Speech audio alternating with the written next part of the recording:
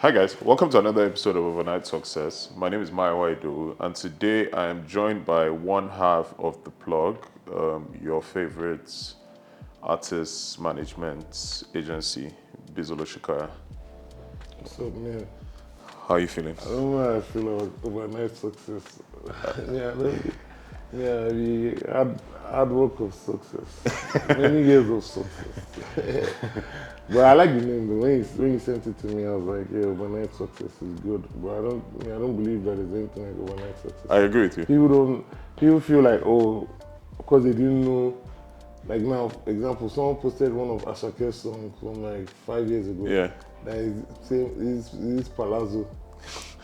But I said, but guess what? When he released it 5 years ago, nobody cared. Yeah, but now people care. Now, people is blown. People like, oh, Ashake just blew overnight. But has been grinding for time. I mean, I feel like overnight success is actually like 5 to 10 years Of hard work. of hard work. Yeah. And then you've done that 5 to 10 years, and then boom, your turn comes. We start the show by asking people a silly question that kind of, I guess, gives like an insight into their personality. Okay. So like my question for you is, if you had to give up social media for the rest of your life or eat the same dinner for the rest of your life, which one would you choose and why? That's a bit difficult, I'm not going to lie to you, because social media has become a huge part of our lives and how we function, you know. And I mean, yeah, some people will say, I don't have social media, I still live, I still function. I mean, it depends on what industry you're in and what you do. And if you say social media, you know, there's social media falls under so many things. Yeah. There's WhatsApp, there's Twitter, Instagram, LinkedIn, Facebook, all of the above. TikTok, all of the above. Snapchat. So, are you saying give up all that? Yeah. I'd rather, like, you know, Eat the same dinner. yeah.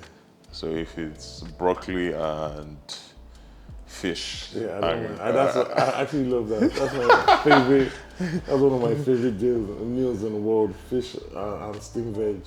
So, Okay, okay. It's like, I'll eat that. I don't mind. Okay.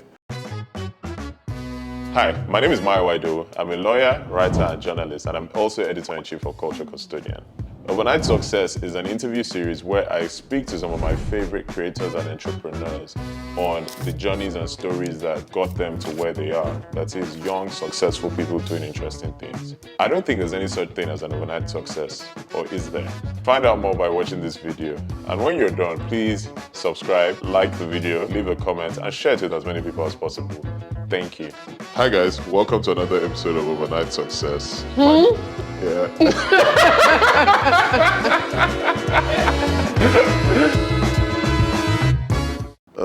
So talk to me about your childhood. What was it like growing up in Obanikoro with your two older sisters? Okay, that's how you. Yeah, man. Like, I mean, childhood was fun. I mean, grew up with my sisters in Obanikoro. Went to Little Saints in Ilupeju. Okay. You know, and yeah, I was always like in my area, I was like one of the most popular people. I was always like very loud, I was active. You know, like my mom had the biggest supermarket in the estates. Okay. So everyone knew me. Like, you know, everyone in the estates pretty much knew who I was. And it was fun, I'm not gonna lie. Like, I had a good childhood. Didn't lack anything. Always loved music. My family is a music family. My dad had a bunch of records that, you know, when we moved from Obanikoro to the new house, we threw all the records away because I didn't think they would be worth anything in the future. Wow. You know, now when I think about it, I'm like, damn, should I kept those, you know. But then I remember, like, Sunday, my dad would play vinyls and just jam the whole day, different jams. Like, but yeah, it was fun though. Okay. So in doing research, one of the things I learned was that as a child, you were called happy. Yeah.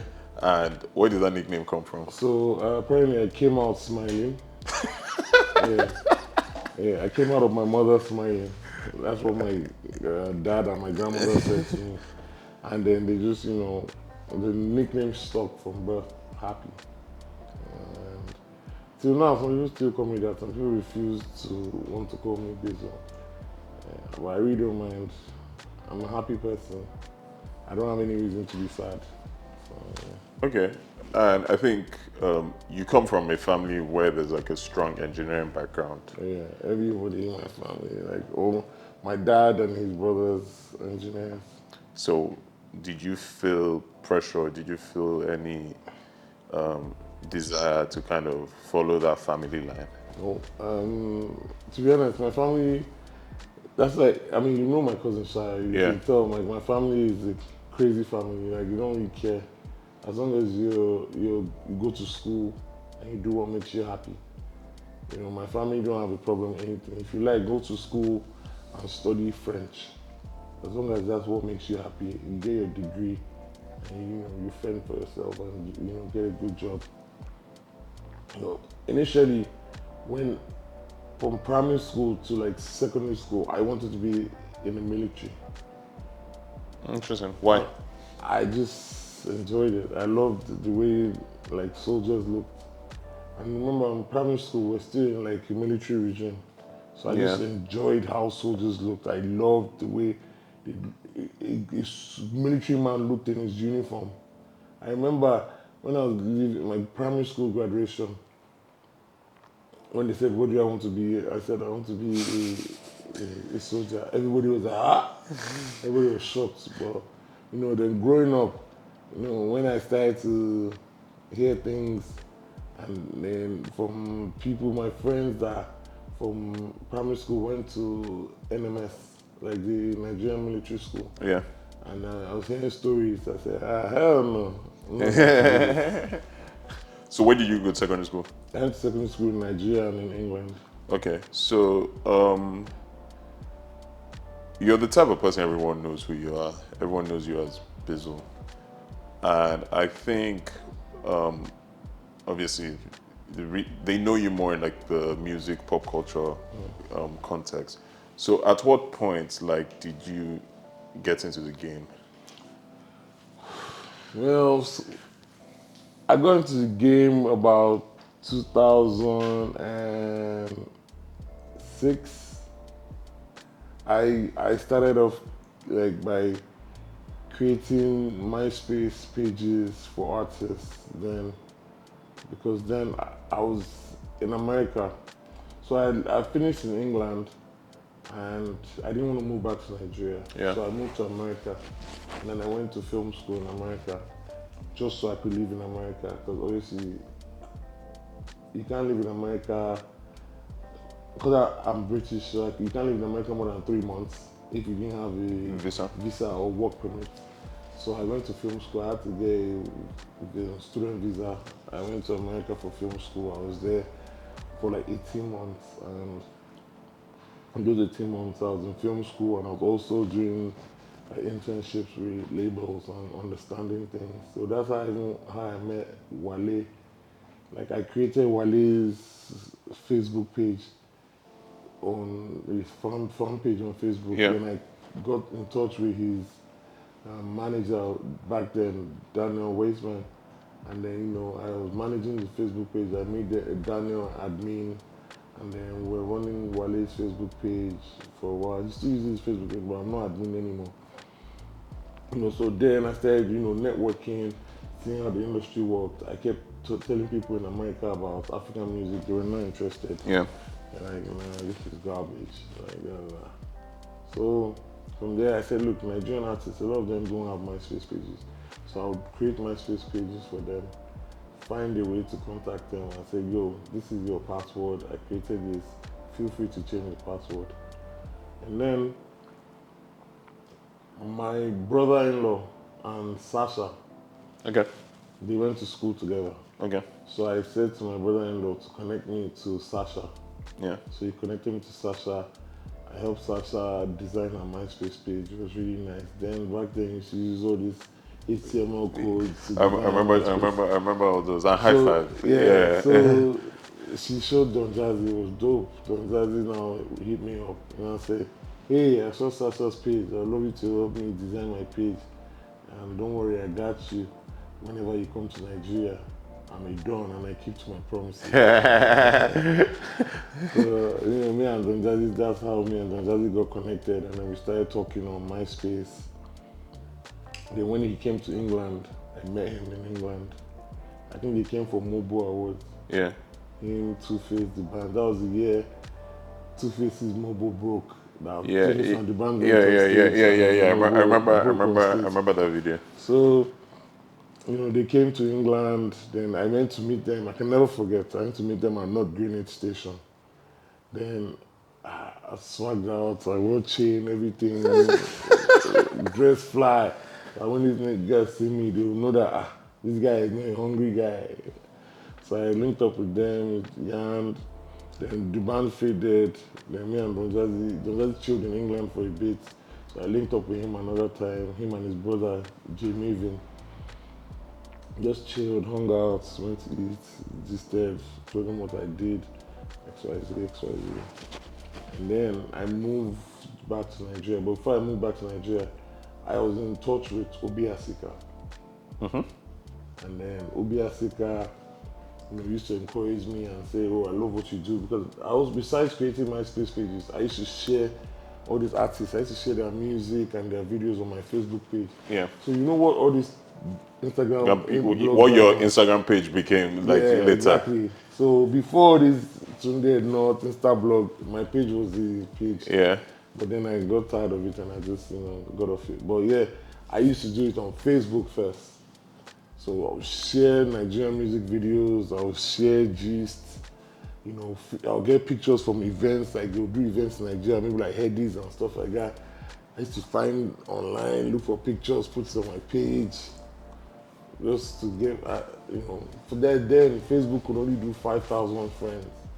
I had to create two Facebook pages so I could get extra people to come on my page just to see all this information. And then Instagram era came. I moved everything to Instagram, started posting everything on Instagram, posting different things, music, lifestyle, events, jokes, everything. And I started posting everything on Instagram and just building relationship. But then so I said, look, I was going to move back to Nigeria. I met Obi Asika. And then Obi Asika was like, yo, you should come to Nigeria and work with Storm and handle our social media since you're good at it and stuff like that. So I said, okay, no problem. I said, that I should come. So I came to Nigeria, I moved back. And then I had an interview at Storm. They offered me 80K. Was that a lot of money? Yeah, it was. I'm sure it was. In 2008. Yeah, I'm sure it was. I was a baller. 80K. Then, how much was NSC in the club now? NSC was 15,000 in the club then. Jesus Lord. And champagne was 25K. The most expensive was Rosé. Rosé was 40K, I think. Oh no, it wasn't 40K. I think Rosé was 35K. Then the boot was like 20K. NSC was 15K. Red Label was like 10K, and Night Train, all those ones like 8K or so. So back then 80K, I was balling. I was living large, and then pounds was like 150 cheap, 150 or something. Yeah, The dollar was like 80 naira to one. Like it was lifestyle. I felt like a boss.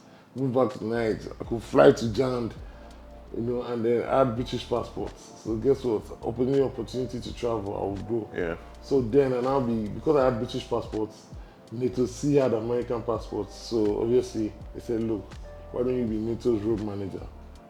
So and after traveling with NATO, we gave them SC. This one, I said, because there was no need for us to be looking for visa now. Like if they had hired any other manager, they'd be waiting to get visa. But with me and NATO, it was easy. Just book tickets and fade. And then also, Issa was still in White Sands then.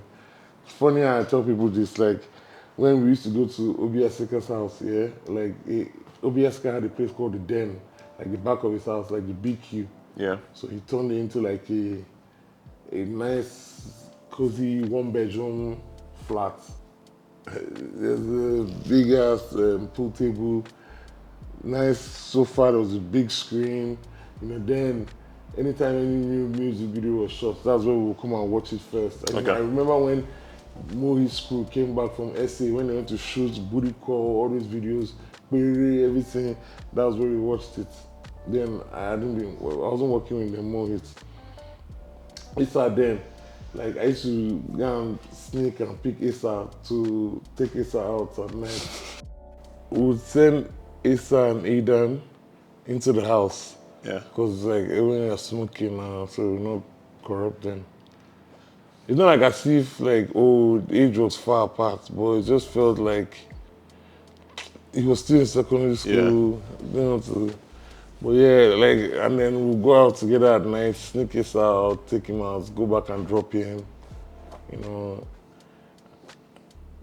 It's crazy memories, man. Like, it was fun times. It's funny, like, from what you said about talking to Obieska on Facebook. So when I was I don't think I've told this story before, but when I was in high school, so it was the same way because I was very fascinated by the music industry.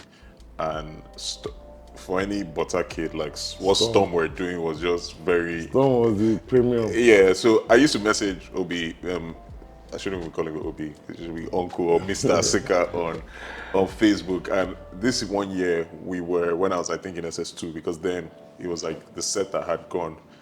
When you're in SS2 and you take control, it's like you guys running things. So we're trying to get Neto, Ikechukwu, and Sasha to come and perform. And I think Otoide came to our school. And at the time, because... Otoide and I used to work in Storm. That's how I met Otoide. Yeah. So Otoide came to school at the time. And Burner was in the year above us. So, like, he was making music. And I played his music for Otoide. It's like, you guys should check this guy out. He's like the best in school. And I remember the critique they had. They were like, oh, he sounded too American. Like, it did not feel like his music was rooted in Nigeria. Because it's like, you say you're from Port Harcourt, but like, I can't tell by listening to this shit. But I think it captures how like a lot of what we're seeing now is the product of like a long period of consistent and concerted effort. So there was something you said about basically moving to America to like go to film school.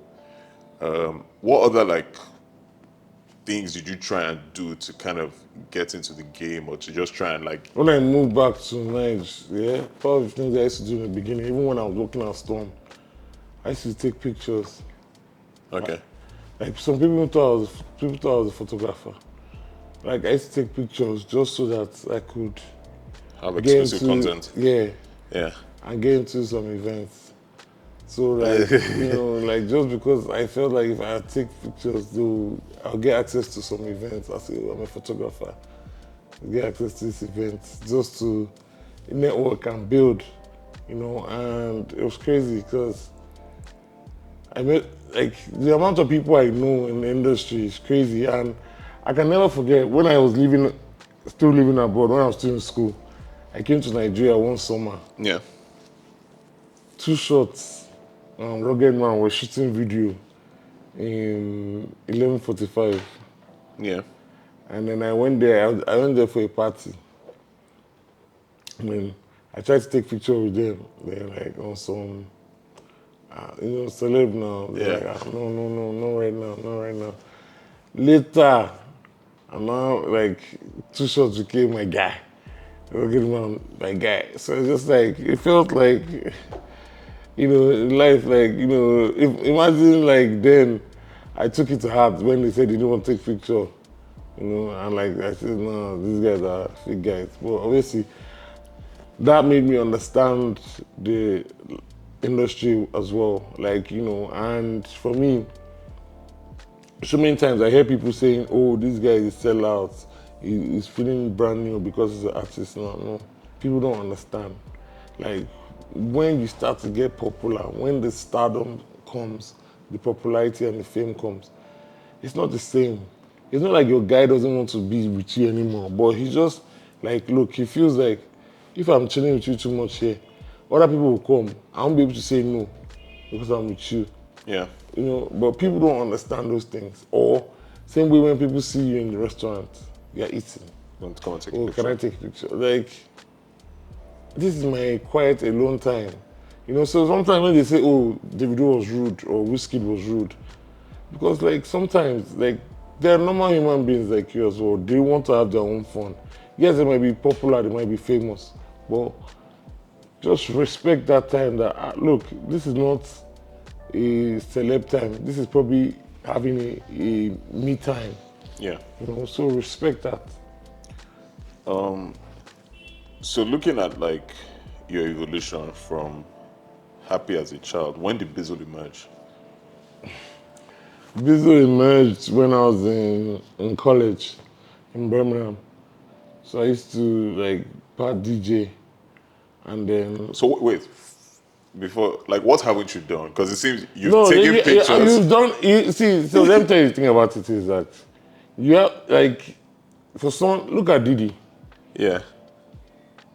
Didi was intern to studio assistant to manager to this, Producer. like to producer to artist. So guess what? One thing I won't do is I won't be an artist. But like one thing about it is that for me I feel like people that are the backbone of in the industry or people that are the backbone behind the scenes guys, like you have to have tried a few things for you to be able to. Issa has DJ'd too before. Interesting. Issa has DJ'd. Issa has done events. You know, Issa Yeah. has, done so many things. He has thrown parties. Like so now his full thing is talent management. So I guess on the ladder you try so many things and see what I enjoy best, what makes me most comfortable. You know, what makes me happy, what gives me joy. And then you settle with that and you go. Because for me, it's like, it's a thing where, look, the industry, you have to really, that's why I say to so many people, like, people want to get into the industry. The industry is very big. There's so many things you can do in the industry. Yeah, you can be a photographer. You can be a videographer. You can be a sound guy. You can be a light guy. You can be a stylist. You can be an A&R. You can be a studio engineer. You can be a sound engineer. You can be a studio assistant. There's so many things in the industry. You know, you can try so many things and see, this is what I enjoy the most and this is what makes me happy. This is what I'm going to focus on. You know, but in Nigeria, we make the mistake. It's either they want to be artist or manager. The thing is, I agree with you. I get it, but I feel like because this is a market where like a lot of the people in the background never get credit, or Let me tell you something. If you want to get a credit, you will get a credit. It's just how you work for it. It's Fair life. enough. Foster Zeno, STG, Mirror Mix. All these guys are sound engineers. Yeah.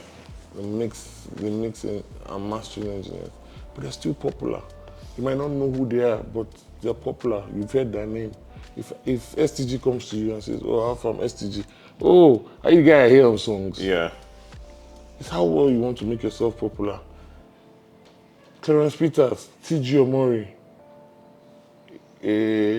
what's it called? Damage Rich. They're all video directors and, they've made themselves popular. It's what you really want to do about it, There's so many even popular cameramen, I can't remember their names right now at the top of my head, but it's how you want to make yourself popular. There's so many stylists, the producers. A lot of people forget these things. A lot of people think, oh, it's just about me just doing something and I'll just blow, boom. You have to build it, you have to work towards it, you have to grind. Like, I didn't just wake up one morning and say, okay, I'm busy, everybody, I start looking for me or start calling me or wanting to do something. I worked my way into so many things. Like, and my work has spoken for me. Last night, we're currently a plug, we're doing an internship program with Columbia University. Okay. We have interns from everywhere, like from around Nigeria and even from Paris. The intern from Paris yesterday, I was driving to drop him at the hotel because I took him out. It's his first time in Nigeria. Is he Nigerian? He's not Nigerian. Okay. So he's French, full French guy. So it was like, took him out to Obi's house last night. Okay. And I went to drop him. Okay. I went to drop him back at the hotel. And then, he said something to me. He said, "Oh, bro, in 5 years, I want to be the Bizzle Osikoya of Paris." I said, "What do you mean?" He said, "Before I applied for this internship, I studied you. I've listened to your interviews, and I love what you've done, and I want to do it. I feel like French music stays around the French community, either in France or in French-speaking countries. And I want you to get beyond that, And to me, that busted my head out. I'm just sitting in night. I don't know that one guy in France knows me and is inspired by me and wants to be like me. So shit like that just like makes you feel like, okay, actually you're doing good." So I'll ask you a question. Do things like that, do they put pressure on you? Like because you feel like, there are all these people who look up to you and it's important that you keep on being in this position where they can look up to you. Like, does it put pressure on you or does it just like, you know what, I'm just going to do me and the people who take what they want to take will take what they want to take? I do me. I don't feel pressure in any way. I do me. And one thing I realized, I don't look at anyone's time. I just do me. I live life. No one knows tomorrow. Like, tomorrow's not promised. Like, we only know yesterday and today. We don't know tomorrow. We only know right now. I don't know what's going to happen in an hour. I don't know what's going to happen in 2 hours. Yeah. I live for the moment I am in, and I enjoy it, and I make sure that no matter what I do, everything I do, I give myself a good name, and I live to have a good name. That's all. Like, even when I'm dead and gone, I want to be remembered for, like, look, no bad things. Nobody's perfect. You can only be the best version of yourself. Yeah. You can never meet anybody that's perfect. They can just be the best version of themselves or the best version of what you want them to be. But for me, it's a thing where I feel like we need to just not feel pressured by, and that's what kills a lot of artists. Pressure of, you're supposed to be on the same level as Rema, you're supposed to be on the same level as Fireboy, you're supposed to be, and then you start to do silly things that will make you just end up being a fool or make you just end up being silly. Because guess what, you're looking at other people's time to set your own time. Where if you live on your own lane, nothing will happen to you, you'll just go. And if you notice, a lot of people that have lived on their own lane, they're very successful. When you start looking into other people just because, I want to be like this guy, I want to be like that guy, that's the biggest killer of dreams. Because everyone's path in life is different. Everyone's goals is different. Don't let your goal be because you've seen this person do this, that should be your own goal. And for me, it's more of a thing of where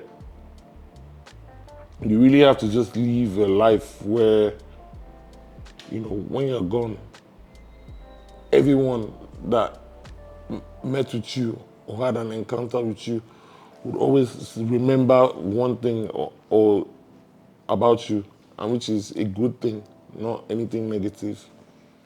Okay. So looking at like the juxtaposition between Bizzle and Happy, would you say that word, that name, still describes you to this Oh day? yeah, still, like, I'm a happy person. I don't have any reason to be sad. I never have any. I think about, if you know me, if you ask anybody in my office, ask any of my close friends, I do things to make people around me happy. Like, that's like, I don't want anybody around me sad. Like, I'll give so much joy to people around me. Like, it's the thing where I feel like we need to encourage and support each other, and that's one thing I'm good at. Okay, so earlier on you were talking about your experience with Storm. And I think one of the things I find interesting about you is that every successful music movement, or like four of the most successful music movements of the last 20 years, so let's just even say the history of Afrobeat as we know it, you have been involved with them at some form. So you've been with Storm, you were with Mohit, you were with Mavin, and now you're kind of obviously aligned with DMW or whatever that is. So I kind of need you to just like, okay, so walk me through. So you've kind of obviously said what you did with Storm. Walk me through like, okay, so how did you now make the transition to Mohit? Mohit. So at Storm, I felt like, in life, you get to a point where you feel like you have to grow. Yeah. And I felt I couldn't grow at Storm. So, Mohit offered me a job, and I went to work with Mohit. But with Mohit, I wasn't anybody's road manager. I was just more on the digital side, like social media, digital marketing, and helping them. And then from doing that, that helped me really, define what I wanted to really do in the industry. Okay. Because, when you're coming up, you're not sure exactly. You have to try a few things to see what you feel suits you the most. So, with Moise, I handle social media, everything for the band, Jazzy, the rest of the other guys. And then I used to spend a lot of time in studio with Jazzy. And that's when I knew that I wanted to be an A&R. Because I would see Jazzy making beats, and he would say, this one is for the band, this one is for one day, this one is for this, And, sometimes he'll sing, he'll write, all those things, just thinking, compiling it together. Like that's basically pretty much A&R work. Yeah, thinking of the right sound for the right artists that you work with, the right collaborations, X, Y, Z. So I said, look, I love to be an A&R, but I was still, going in the process of figuring myself out, doing Mohit, doing more of the street team stuff, like then, all those game songs to DJs in the clubs, social media, just building and understanding how things worked properly. Even I'll go on road with the artists sometimes, one day, Dr. Sid, go on road with Jazzy, just understanding the industry well. And for me, building my network, because one of the most important things in this industry is a network. Like, the reason why HR and I chose the name Plug wasn't because of anything, it was just because of the strength of our network. But I'll get to how, I'm sure if you heard some of my other interviews, you know how we came about the name. Yeah. But yeah, just the strength of our network. And for me, working with Mohit, kind of now shaped me to say, okay, look, I actually know what I want to really do in this industry. And even understanding the business side too, from like being around the band. That guy is very sharp when it comes to business. So you could tell, so many things, like how he was doing deals and structuring for the company, structuring everything. The band is the type of guy that will give you 1,000 naira. When you come back, you do Spreadsheet. report to account for it. Yeah, you account for how you spend that 1,000 naira, and you must bring back his change. He can dash you the change, but he wants you to come back and account. I bought cigar, I bought matches, and then you bring the change, and then if you can say, okay, take the change, but he wants to know how you spent the 1,000 naira. So those are the kind of things that, also help me really understand it. And then obviously they broke up. How was it being there in the moment when they broke up? It was horrible. It was like being in a family where mother and father are getting a divorce, and then you have to pick what side to go with. And then there's a lot of fights. The lawyers are talking back to back. There's a lot of fights everywhere. Then maybe mommy has to move out of the house type situation, that kind of thing. So, it was just messy, and then me, I was cooler with Jazzy because me and Jazzy used to travel So we were just cool and we had a relationship. So when the OVC broke up, I'll go with my guy and I was cooler with, and that's how we came, Jazzy came and said, look, oh, there's nothing again. I left everything for the band, starting from zero. We're going to start a new company, have investors. You have to reapply to work for the company, send your CV. Make sure you are employed, but you have to send your CV, apply. Process. So I reapplied, said I wanted to be the A&R. And then from there, we started with, that's when we did Korede, Dija, Ricardo Banks. We built that. So that was maybe in 2.0? Yeah. No. Yeah, 2.0. 2.0, because 1.0 was Dr. Sid, Prince, Tiwa. One day. Yeah. Yeah. So, and then we, did that. Grew. And then also got to a point where I felt I wanted to grow. I'd worked with Maven for a long time, and I needed to do my own thing. And then me and Issa came together. Said, Issa had Stargaze, I had B. Said, let's come together and form one company. Okay, so I think, out of curiosity, the names you mentioned, so you've worked with Obiasika, you've worked with The Band, you've worked with Don Jazzy. Those are three of the greatest music minds of the last 20, 30 years that this country has seen. What were the lessons that you learned from working with those guys? A lot, to be honest. I'm not going to lie to you, a lot. Like with Obi, I learned about networking. Obi knows people from everywhere in the world. How did I meet people at Rock Nation? Through Obi. Obi knows almost everybody. Obi knows somebody. When you talk to Obi, you have a conversation with him, he's like, oh yeah, my guy, he works with Sony. From Obi, I learned a lot about networking. I learned a lot about structure. With Mohit, there wasn't structure, but it was a family. That's when I learned about family as well. With Mohit, there wasn't so much of a structure. It was just the band sister was accountant. Yeah, we had people, the house was there was no office. We go to the house in Maryland. One time they tried structure, they brought office, it didn't work. We went to office 2 days after it got boring, everybody moved back to the house. So yeah, with Maven was the beginning of structure as well. With Maven, there was an office, there was a studio, there are things you had to do, deliverables, XYZ, And then, so for me, it's like on the journey, it was like so many little bits and pieces I picked from everyone. From the band, I picked the business side. From Jazzy, obviously, I picked the A&R side, like having a good ear for music. With the band, the business side. With Obi, the networking side. Put everything together. And you get Bizzle. Exactly. Okay, so talk to me about your partnership with Asa, like in terms of, because when you guys set up, like 17? 16. Yeah, so we're 6 years in. It will be 6 years in August. Yeah, so we're 6 years in. Yeah.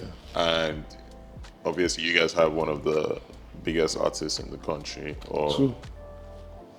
David and CK. Yeah. So I forget that. I forget that CK. Correct that. Yeah. So you guys have two of the biggest artists in the world. Yeah. How did that come about, and what, compared to when it started, what does it look like now? When we started, the initial plan wasn't to work with artists. Me and Issa were like, look, we're going to be booking agents and we're going to manage DJs and producers. So yeah, David had just fallen out with his old management. So he reached out to Issa and said, yo, Issa, we need to go back to the basics. So. And then he started working with Issa. Next thing you know, if I tell you, say I love you. And that was the beginning of the new Davido 2.0 that just started going and didn't stop. And that was the mature Davido. Yeah. The younger Davido was the Aye and the Gobe and other songs. Yeah. So, and then everything just started going up from there. And before you know it, Issa was on road, and then David had so many shows, started getting bookings everywhere. So Issa went on road. Then I stayed back in Nigeria To to do manage day-to-day. and do the business development of the company. So to run the company, I set up the office, hired staff, started running the company, doing things in Nigeria, events. We signed DJs to manage. We signed other talents. We signed Jimmy Abdul's, and then we had David and Jimmy Abdul's one where signed DJs. We signed Smalls the DJ and Signed Wayne. Wayne, Yeah. And then we started, doing that. Was Obi with you guys then? Or Yeah, what? Obi was with us as well. So, and then we started, building the company. And yeah, man, it's been a smooth ride. I mean, we've had ups and downs, we've had down times, but more up times. Okay, so what was it like witnessing that 2017 that Davido had, considering, I mean, we've all heard the story of how, Son of Mercy, that's the name of the album. Yeah, so Son of Mercy came out, wasn't really popping. Davido came back to Nigeria that December, hooked up with techno. This record came, and then he basically went on to own that year. And then, but towards the end of the year, there was like a bit of, it was like the turbulence on the plane. But you guys basically still came out on the other side. Like, what was that? How, on the back end, how was it witnessing that year? Like, what? It was like, trust me, it was crazy. It was like, it was a year filled with blessings and downtimes. And it was just like, I felt the downtimes were trials from God. Because I felt like maybe the blessings came too much and we forgot to appreciate God. And God was like, I need to slow you guys down so you can remember that I did this type situation. But yeah. Okay, and then now obviously you guys have CK, who's blown up in a way that I think people did not expect or people did not think was possible. And what has that been like? What's that journey been like? Yeah, it's been crazy because I remember when, CK's discussion came up. I had a meeting with CK and, me and Issa were just like, we need to manage this guy. That this guy is going to be one of the biggest artists in the world, man. Like, with the things he has in his head and, his music, this guy is going to be one of the biggest guys in the world. And till now, me and Issa wished that we made a documentary of from the beginning journey till when Love 120 started blowing up, because it was like we saw the vision. Or God, said to us, because it could have been anyone managing him, CK. But, he could have said no when we offered him the management contract. But he trusted in us. And, Okay, so I think over the course of this conversation, there's some things that I kind of have picked up on. So I think one of the things you've spoken about is like being a prolific networker. How does that inform your attitude to relationships? Like, how do you build relationships? So for me, like, I'm the best relationship type of guy. Trust me, I know how to keep relationships with people. I don't necessarily have to reach out to you when I need you, but I just keep it very healthy and, keep it cool so that when I eventually need you, you come through for me, because you're not thinking that, this guy is just reaching out because he needs me. It's the type of situation. Yeah. And, I'm the type of guy that, look, I always give ear to everyone. Like, I might not be bothered or interested in what you have to say, but I'll give you a listening ear. And if I have 2 cents, I'll share. If I don't, I'll just say, as well, things happen, but, encourage you to just not feel down. Okay, so what would you say anyone who's watching this and wants to be you in maybe 10 years or 15 years time, what would you say the biggest lesson and the biggest wins you've had have been?